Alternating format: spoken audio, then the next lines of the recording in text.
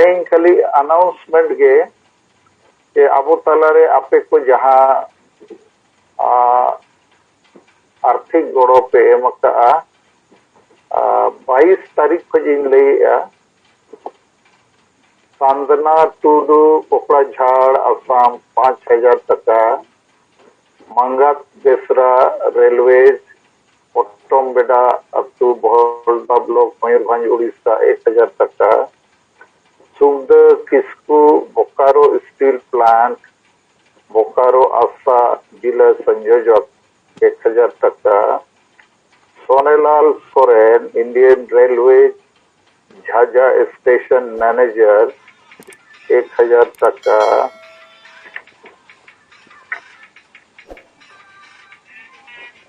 अभिराम हांसदा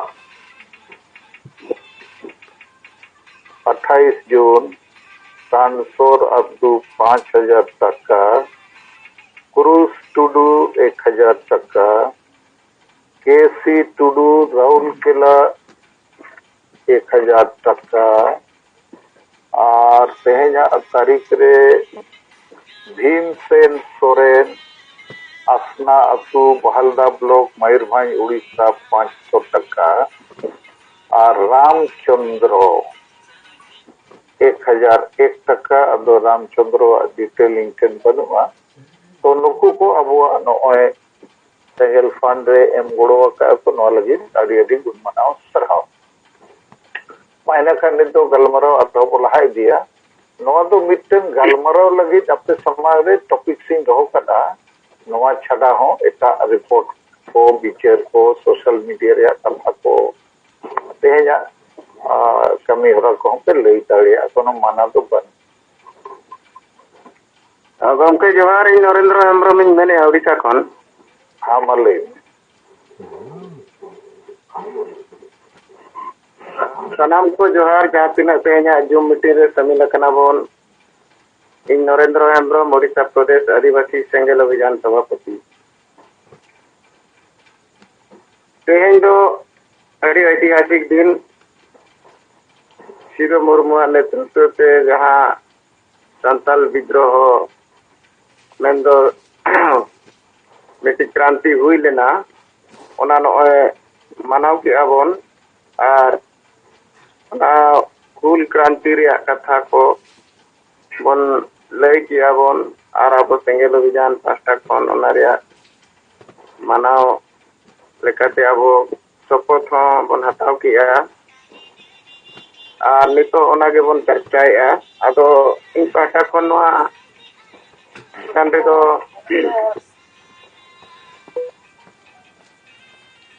बुझो लेकाते तो जहां बेला सिदो मुर्मू आयुरते उन जो दो बैरी को पुष्टो को ताहे कना ये इंग्रेज को बाहर दिसम कन को हेज लेना और आदिवासी चितान रे जोर जुलुम आको को एहब के आको शासन रिया अदो नोडे जहां तीना आदिवासी संताल को ताहे कना अदो नुकु बैरी को ठिका दाड़ियात को ताहेन इन नुकु बारे कन को हेज काते अब चितान रे नोडे जुलुम को चलुया ওই তোমরা কারখানা পেট নিয়ে কারবার বলো কারখানা পেট নিয়ে ঠিক আছে যখন যাওয়ার সময় আমি আবার अदो उनकाते आदिवासी को तुपुर लेना अड़ी तोक्तो को तुपुर लेना ओना मा अब इतिहास रे बन नेलेत गया बढ़ात गया बन और नोआ पूरे धरती रे अड़ी मरंग मरंग ओनलिया को कॉल रखा पकत गया कि नोआ दो भारत रे मिटी प्रथम जन क्रांति ताहे कना मेनते अदो नोआ रिया रिजल्ट लेकाते अब सीएनटी जहाँ एसपीटी संताल परगना रे तो एसपीटी बन मेने ओना रे कानून बनावेना और ओना कानून पे अड़िजान आदिवासी ओत हासा नित धबी बांचाव मेना और जुदी हुनंग ओना कानून बाय बनाव कोआ हुए तो संताल परगना दो रेदो संताल दो को ताहे को आचे बांगे हुनंग ona nitok jahan leka परिस्थिति benaw akana no kanun tahan tuluj ho nitok adigan ot hasa rej ena ar rejo rege mena nitok dhabij ho ado no ladhai reya do noa kana je ona bera abo adivasi ko bairi ko okoy kana chit khatir unku tuput reya mitik ko jumid dareya ona redo inya bujhaw do noa kan tahen je adivasi ko mitik ma huyuk kana bairi ko chinaw ket koa nuku do English kana ko English te ko rol kana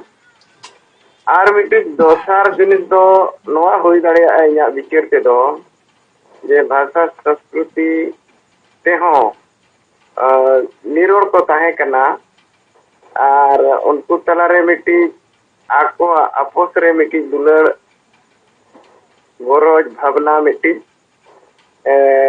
leka unku than tahe kana ado nito judi bon mena je abo ona khona bari obostha re mena bona teng abo joto rejok kana menkan babon ladhai dareya kana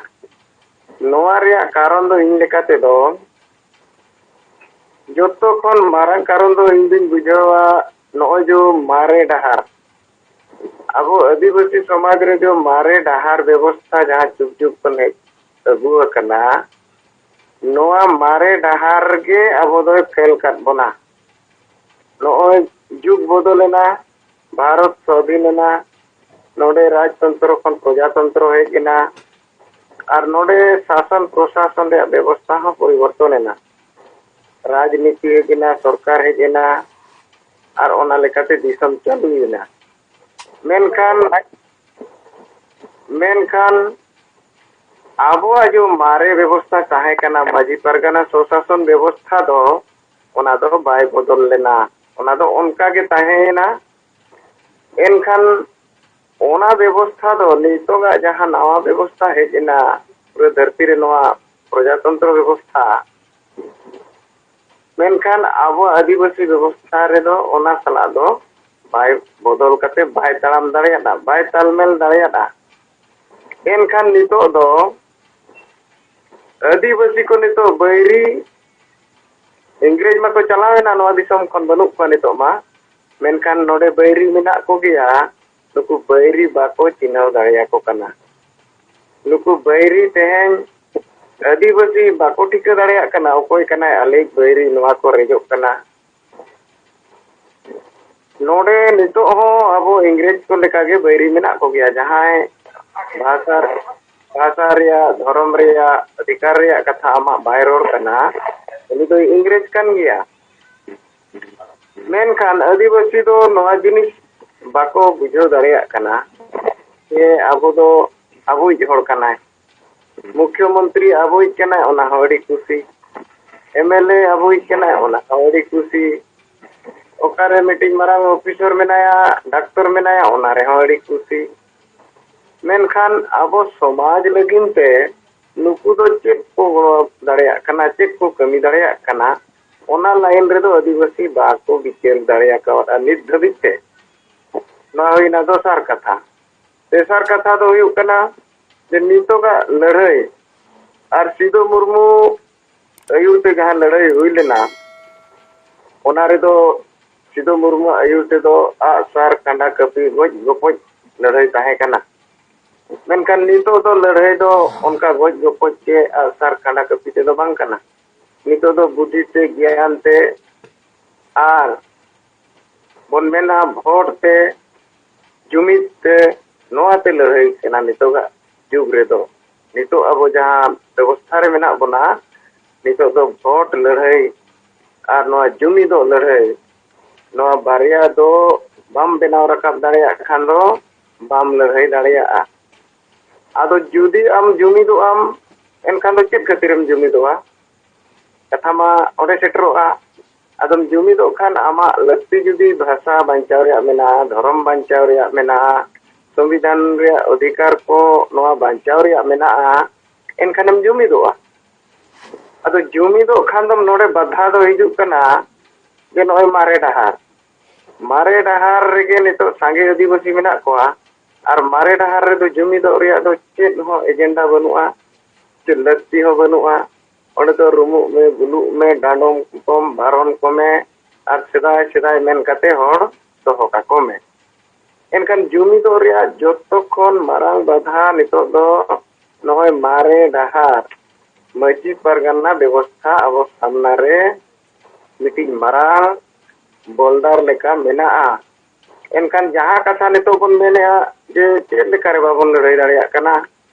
sedai sido murmu ayurte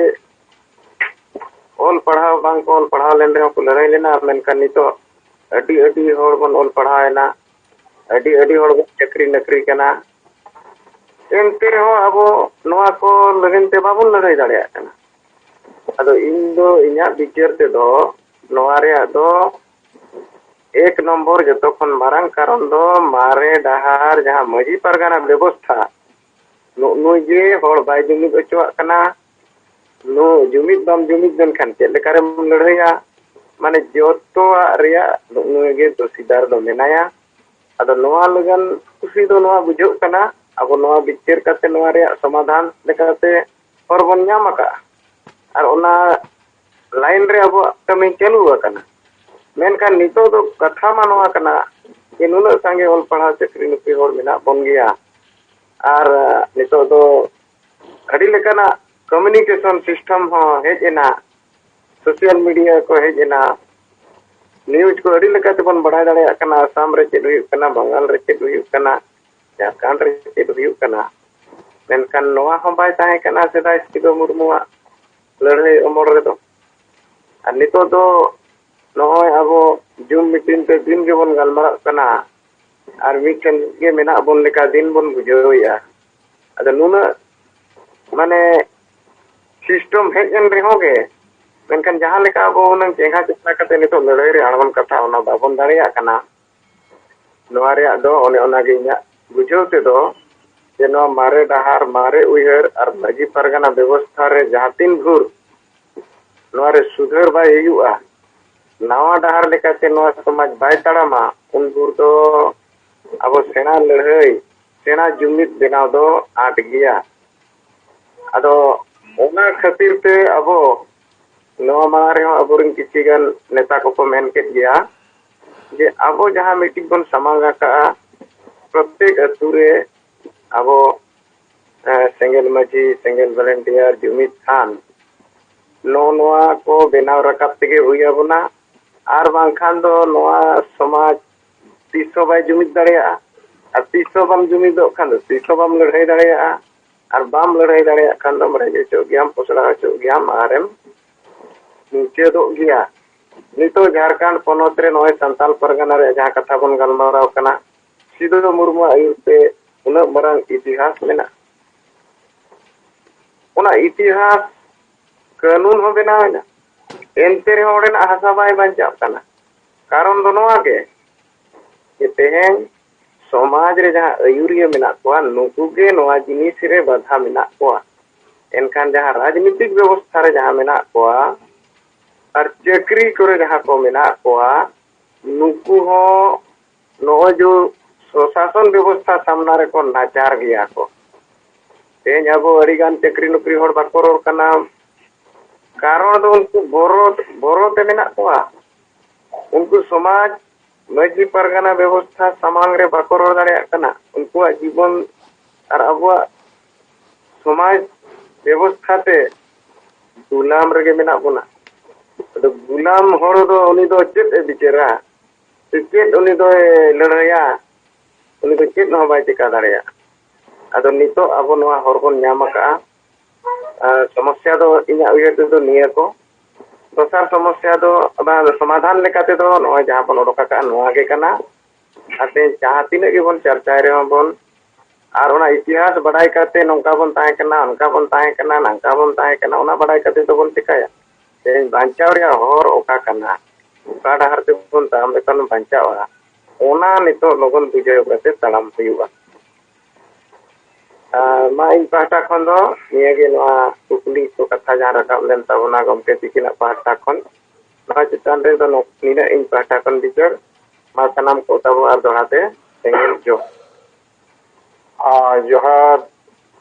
Narendra Hembrom Orissa Assam president कथा बो आंजम किया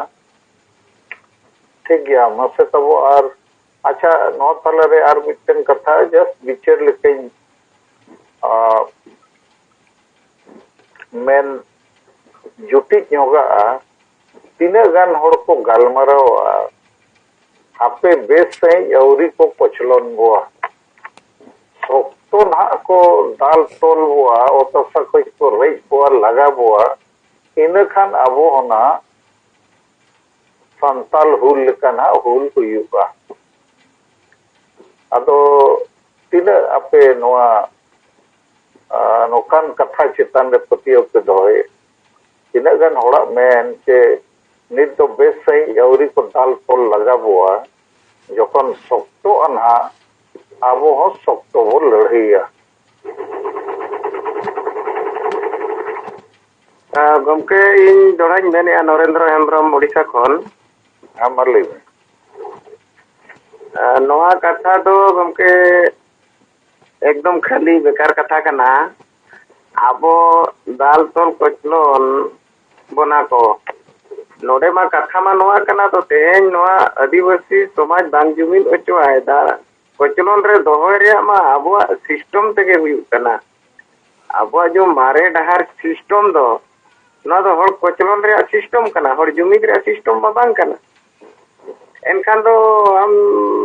बोदो check लेखारे बन लड़ाई दाड़िया ओना कोदो बन मेनेत गया उनका मा असम रे बन नेरेत गया और हो लाख लाख आदिवासी मेना को गया जतो के को बड़ाया को लगातार लयुगो कान गया मेनखान उनको बाको चिका दाड़िया कना कोता करे जेटो कना जाओगे को अड़ी कना अत्याचार हुयु कना तो उनको को लड़ाई दाड़िया कना तो इना उयर पे नवा को तो एकदम